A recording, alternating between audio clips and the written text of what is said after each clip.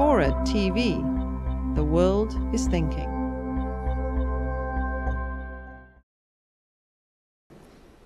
Do I think America is in decline? I don't, but its relative position is changing. Now, you and I used to talk about this when I was in the White House. I used to tell everybody that at the end of the Cold War, we had a brief moment where America was the world's only military, economic, and political superpower.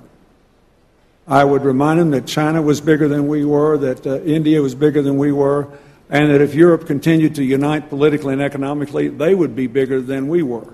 And you can never begrudge someone else the fruits of their labors or the benefits of their imagination. Therefore, it would not be long before others had aggregate wealth at least as great as we did. And then, whether our military superpower remained unique depended on how they decided to spend their money. And whether our political influence remained unique depended on two things: how they decided to exercise their influence and whether we could remain true to our own values that had made us attractive to people throughout the world. So what I think, David, is that, relatively speaking, the 21st century will belong to a lot of countries, but the world would be much better off if America was still a very important positive force.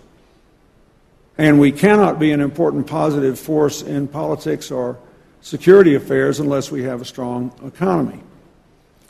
So I don't like the people that have given up on us, because people have been betting against our country for more than 200 years, and so far everybody that's bet against us has lost money because we've had a remarkable ability to keep coming back. On the other hand, I don't like what I see as being set up as one of the main themes that the new Republicans are trying to set up in the 2012 elections, which is they know America is a truly exceptional country and all these wussy Democrats don't. Because, like Michele Bachmann said in her Tea Party response to President Obama, everybody knows we have the greatest health care system in the world. That is factually untrue. And so that's not true. You can get the best health care in the world in America if you're Bill Clinton or David Gergen or Turkey Faisal, but that's not the same thing as having the best system that works for everybody. So what I think America needs, as much as anything else, is to stop conducting its politics in a parallel universe divorced from reality, with no facts. And I say that, and look, I would make every American here mad, whether you're a Republican or a Democrat, if we talked about what I thought ought to be done. I think it's a good thing that a lot of these states with excessive pension burdens are going to be forced to re-examine them. I think it's a terrible thing that state and local governments went around pretending for decades that they were running on balanced budgets when they were doing no such thing. I think that there's a lot of things that conservatives are saying that need to be heard here in the budgeting mechanism.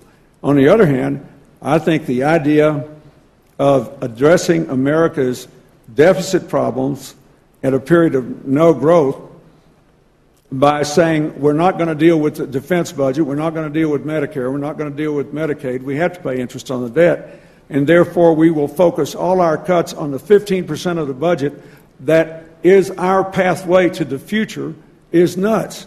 We need to put our country back in the future business.